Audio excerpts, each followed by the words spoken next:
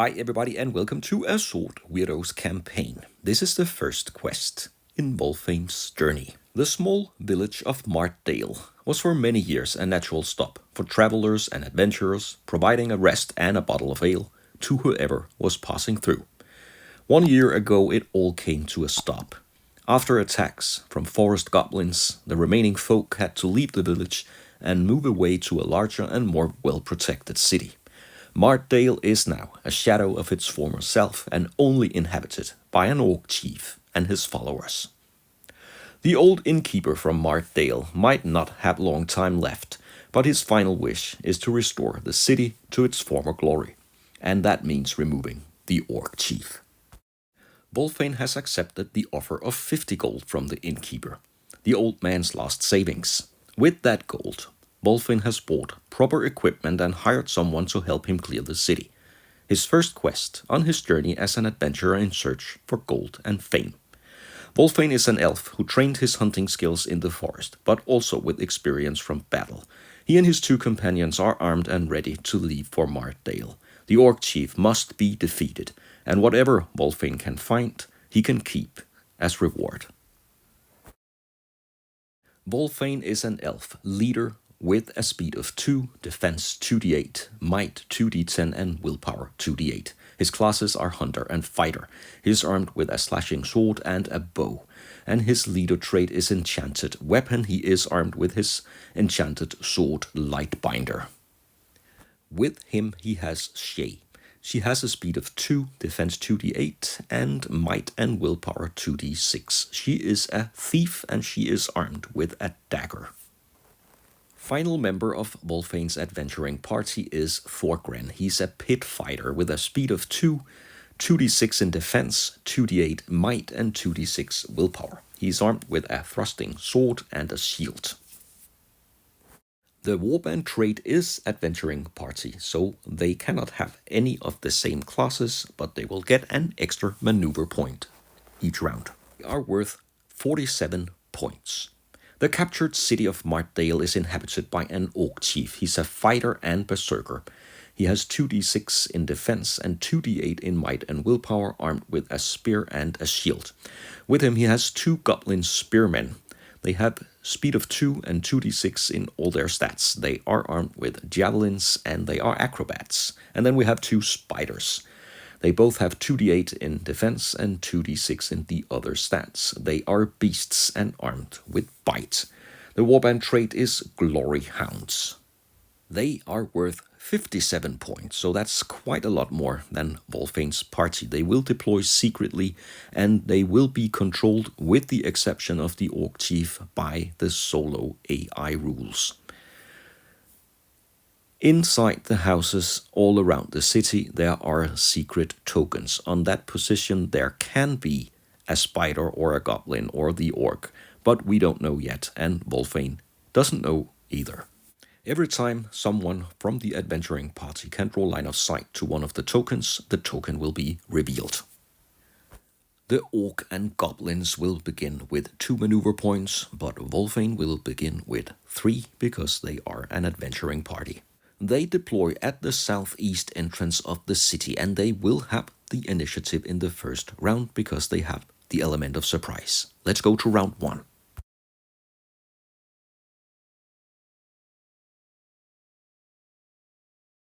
Volfein himself will activate first. He will move to the corner of the building with his first action. From here, he can see the token inside this ruined building. So let's see if there is anything here. There's a 50-50 chance of someone. So a roll of 1 to 3 will reveal an orc or a goblin or a spider. But in this case, there are none. So Volfein will continue his movement 1 more stick, and he will only move to the corner of the building. Again, he can see a token here behind the well, and this time the chance is slightly bigger that the token will reveal an enemy. A roll of 1 to 4 this time, and it's a 1. There is someone at the town square, so let's see who it is. The Orc Chief will not deploy in the first round, so it's a spider hiding behind the broken wagon in the town square. Volfein will fire his bow with his last action. And I missed that he has 2d10 in might. He only rolls 2d8 here. And he will add 1 because he has +1 to his might rolls. He's a fighter.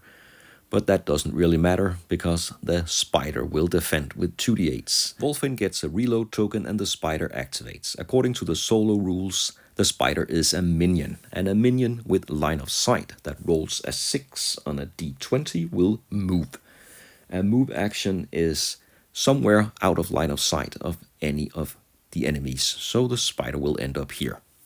And then Thorgren will activate next. He will move his maximum speed of 2 sticks, and then he will charge the spider. Before he charges, he will step into line of sight of one of the enemy tokens. Again, there is a chance on a roll of 1 to 4 that there is an enemy, and there is. So a roll of 1d4 will reveal that this is a goblin hiding in the ruined building in the corner of the town. And then Thorgren, of course, will continue his charge. He will go up from 2d8 to 2d10s because it's a charge, and the spider will defend with 2d8s. Thorgren rolls 11. Decent. Now the spider. And it's a roll of 10.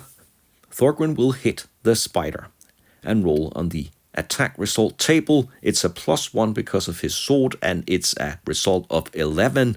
The spider is taken out of action, pierced by Thorgren's sword. What a move.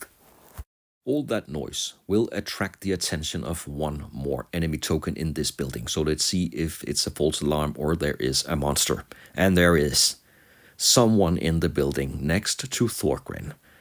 This time we'll roll a 2d3 and it's a 1. There is another spider in the building.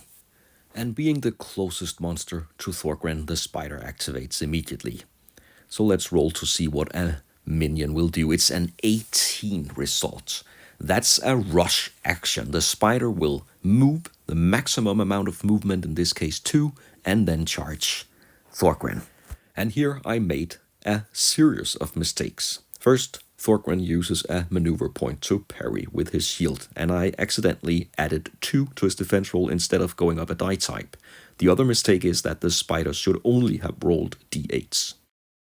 So Thorgren really has the disadvantage here. But with 2 extra added to his defense roll, the spider will hit him and add 1 to the attack result table. I will subtract 1 because of the mistake earlier, and that gives a final result of 5. So Thorgren is hit, and he will break away 1 stick. He'll end up here, pushed back by the spider. And then Shay will activate. The final member of the adventuring party will move 1 stick to this ruin, and then she will use her second move action to climb onto the first floor of the building. From here, she has a clear view of the town and the town square. She's not armed with ranged weapons, but she can look through the window of this building and reveal a monster token. The risk is high. On a roll of 1 to 5 on a d6. There will be a monster. And it's a 6. There is absolutely nothing in the building. Then the goblin will activate. And the goblin is a skirmisher. And a roll of 6, the goblin will move, just as the spider did earlier. 2 move actions, but not into line of sight of any of the adventuring party. So he'll stay here behind the guard building.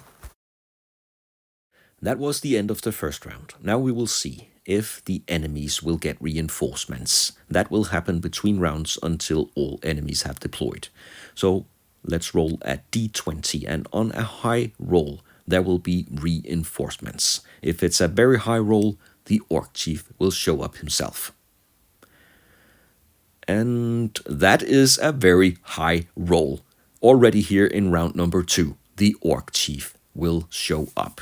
With his spear and his shield, he will enter at a random edge of the city, counting from the bottom 1, 2, 3, 4, and that is the far right area of the city.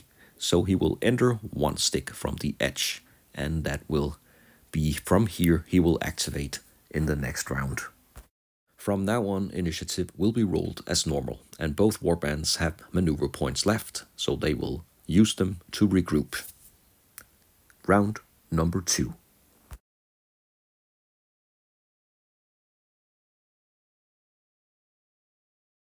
Both warbands have regrouped and will roll d8 for initiative.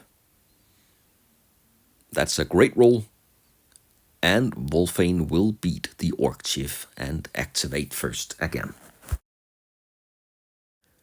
Volfein activates. He reloads his bow first, then he moves one stick into the middle of the town square. Here he has a clear line of sight to the Orc Chief, and he will fire his bow. Volfein will fire with a might of 2d10 plus 1 because he's a fighter. And then the Orc Chief will use a maneuver point to block with his shield, so he will move from 2d6 to 2d8. He also has a plus 1 for his shield, but he also has a minus 1 because he's a berserker. So let's see if Volfein can hit the orc here. And he rolls 9 plus 1. That will give him an attack of 10. Let's see if the Orc Chief can beat that. No, it's close. But he has the minus 1 because he's a berserker. He will be hit by Volfein's arrow. And the roll on the attack result table is an 8. The Orc Chief is staggered. And Volfein will finish his activation. The Orc Chief was hit because he was a berserker, but that will help him now because he will recover automatically with one action. So that gives him 2 actions, and let's see what he does. He is a thug on the solo rule chart, and the roll here is high enough to move closer and try to attack Volfein. But he is more than one stick away, so he will have to spend both his move actions to get into base contact with Volfein. The orc activation will end here with both leaders face to face. Then Thorgren will activate, and he will move twice, and he will try to get behind the spider and attack it. This time I get it right. He will roll 2d10s because of the charge, and he will roll 19. And the spider will also roll pretty high, but not high enough to defend the attack. So the spider is hit. Volfein will roll on the attack result table and add 1 because of his piercing sword. That's an 8. The spider is staggered. The goblin behind the building has no line of sight, but it will roll for the activation, and it's a 16. That's an advance. So the goblin will now move, and when it has moved, it will finally see if it can hit any of Volfein's adventuring party members. And the goblin will move to here, and it cannot fire at Volfein because he's in base contact with the orc, so Shay is the only target. The goblin will throw the javelin at Shay. It's more than one stick away, so that will go down a die type. Still, it's a roll of 6. Shay will defend with d8s. She is fast, and she is too fast for the goblin. No hit. Shay really would have liked some throwing knives, but she has no choice but to move down from the building and then use the second move action to get into base contact with the goblin. So that's a charge with her dagger. Shay rolls with d6s and the goblin will defend with the same. Let's see if she can take him down. That looks good. 9, she will attack with 9 and the goblin will not defend. He's hit. And now could be the time for Shay to use a maneuver point to find the weak spot on the goblin and add 1 to the attack result table. And she rolls 3. Awful. And that will end up with a 4, but that's still not great. That's a defensive strike. The goblin will strike back at Shay. He will go down a die type and attack with d4s, but still, that was not good. And it's a 7. Maybe Shay could be hit here in her own attack. No, she will dodge out of the way defend, and the battle will end here. The second spider will go next. First, it will have to remove the staggered condition, so it's an unopposed will roll, and that one is no good. The spider will have a second attempt, and this time it will get rid of the staggered token here. So one more action left. The spider is in base contact with Thorgren, so that's an attack. And Thorgren will use a maneuver point to distract. He knows how to distract the spider, and the effect is that it will go down a die type in might. So he will distract somehow the attack, and he will defend himself with 2d6 plus 1. The spider rolls 5. Thorgren should be able to avoid injury here, and he is. He will defend the attack. That concludes the second round. Let's check for reinforcements, and this time there are none. A very low roll. So no reinforcements in the city. Both warbands have maneuver points left, and they will regroup. Round 3.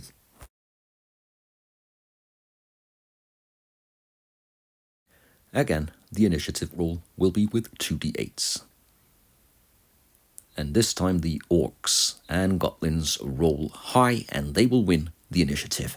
The Orc Chief will activate first. He will attack with his spear and add 1 because he's a fighter, and Volfein will defend with 2d8s. The orc will roll a total of 8, including his plus 1. As a fighter, and Volfein's defense looks good, and he will easily deal with that attack. Volfein now spends a point to do a riposte maneuver, so he can take a swing back at the Orc Chief. He should have rolled d10s somehow. I switched to d8s, but he will have plus 1 as a fighter. The Orc Chief will also spend a maneuver point to parry, so he will go up 1 die type from d6 to d8. Volfein rolls 10, that will go up to 11. So an attack roll of 11 for the orc to deal with. And it's not enough. Volfein will strike back at the orc with an elegant riposte. There are no modifiers on the attack result table, and the roll is 8. That's staggered. So in the middle of his own activation and attack, the Orc Chief suddenly is staggered. Luckily for him, he's a berserker, so he can remove the staggered condition immediately, and that's all. He has 1 action left, but he can't really do anything. Instead, Shay will activate, and she will immediately attack the goblin. She attacks with her dagger. She rolls 7. And the goblin defends with 2. That's really a poor roll. Already now, plus 2 on the attack result table. And to add to that, Shay will use a maneuver point to find the weak spot. So the roll on the attack result is plus 3. And that gives a total of 9. The goblin is not out of action, but it's down and staggered.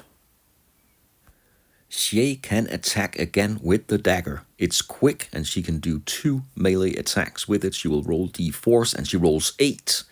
And the goblin is down and staggered. He will also have reduced defense, and he will fail yet again. And the roll is too high. 7 is down, but the goblin is already down, so that will be staggered. And it is already staggered. So in the end, the goblin is out of action. Well done, Shay. That was really effective. She will use her final action to move 1 stick, and that will take her into base contact with the orc.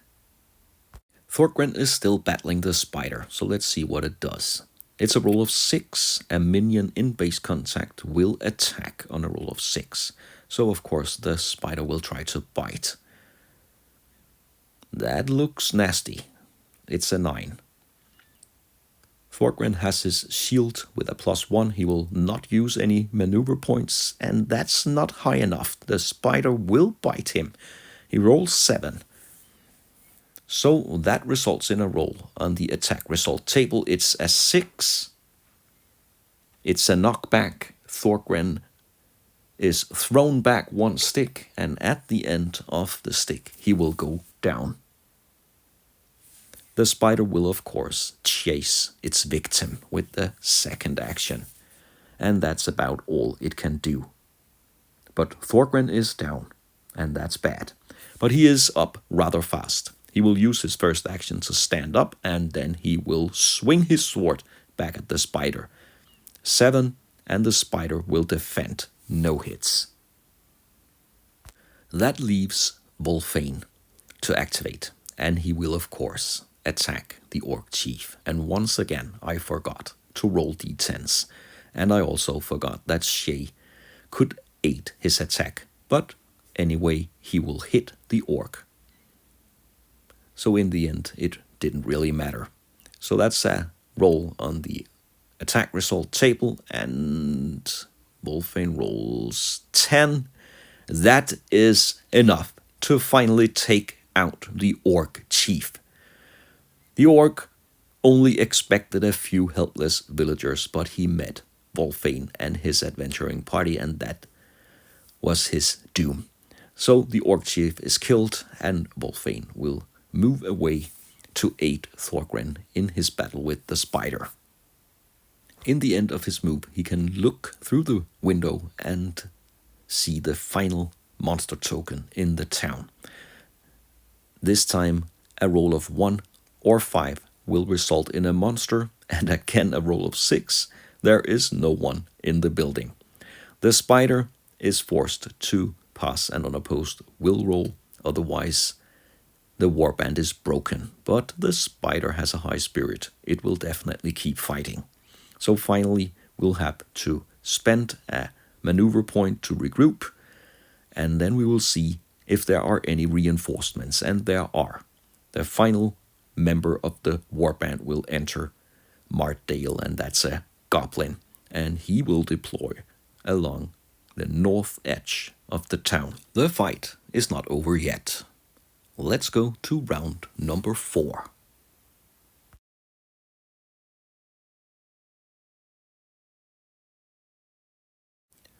Volfein used the last maneuver point to regroup, so he will have the advantage in the initiative roll, and he will win. So the adventuring party will activate first, and Volfein himself is first.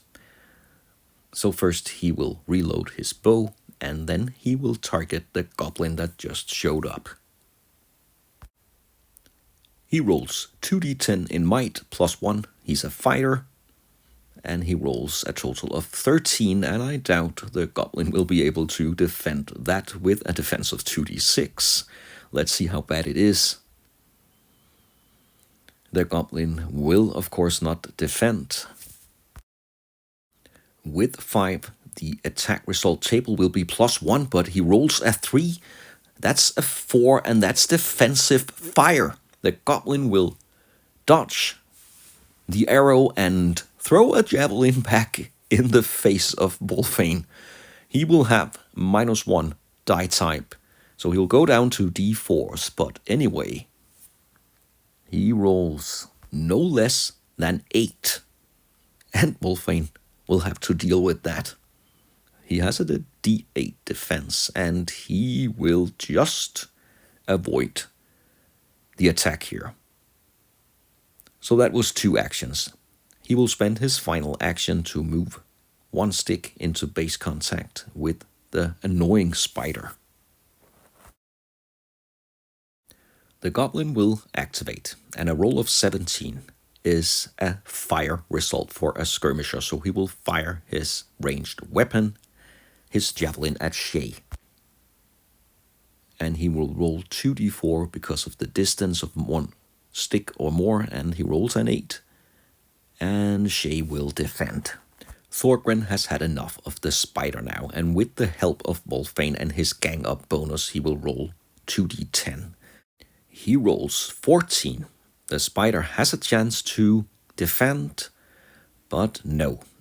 And The attack result is +1 because of the defense roll and also +1 because of his sword. So a roll of 9 is more than enough to take the spider out of action. Finally, Thorgren finished the spider. So he can continue to approach the final member of the Orc Chief's clan, the Goblin. Shay is the last to activate in the 4th round. She will move twice to get into base contact with the Goblin, and she will charge with her dagger. She will only get 2d6 because it's a weak weapon, but that's an effective roll, and the Goblin is not able to defend the dagger. And why not spend a maneuver point to find the weak spot and add +1 to the attack result? Let's see if the Goblin can survive this. He can. It's a roll of 7 when you add the weak spot bonus. The Goblin will go down, but Shay has no further actions. The once glorious town square of Martdale is a bloody battlefield. The only enemy still alive is a downed goblin, and all the adventuring party are approaching. At the end of round 4, let's check for a 5th round on a roll of 5 or 6. We will end here. The fight is over, and the final goblin will disappear. Martdale is once again free. Volfein is successful, and he has completed his quest, and he will also be the first battle VIP. In the campaign rules that I use and test here, all the members will earn experience, and they will also be able to explore and find further rewards. They will get 1 XP to survive the battle without being out of action, and 1 for every enemy they take out, and also 1 XP if they become the battle VIP. So this is how it looks: 2 XP to Shay and 3 to Volfein and Thorgren. That's not enough to level up, but still, that's a start. A successful quest will give them 1d8 gold, that's 4, and they will roll 2 times on the item tables. There is a support item table and an arcane item table, and they can decide what to roll. So they will roll 1 on each table, and it's a 2 on the support item table, that's a grappling hook, and a 4 on the arcane table, that's a lucky charm. So they can take that with them. Not the best rolls, but that will do. So finally they can explore. For each member that is not out of action, they can roll 1d6, and the trick here is to roll pairs or triples. So let's see if they can roll anything here. And there is a pair of 2s. And according to the campaign rules, they find a corpse when they search the city.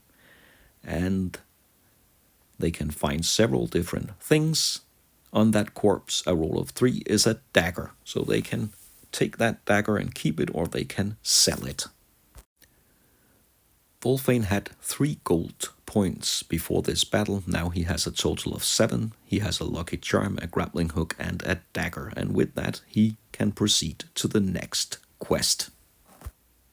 Thanks a lot for watching this battle report. I hope you enjoyed the content. If you did, please like and subscribe to the channel, and I hope you will join me for future bad reps.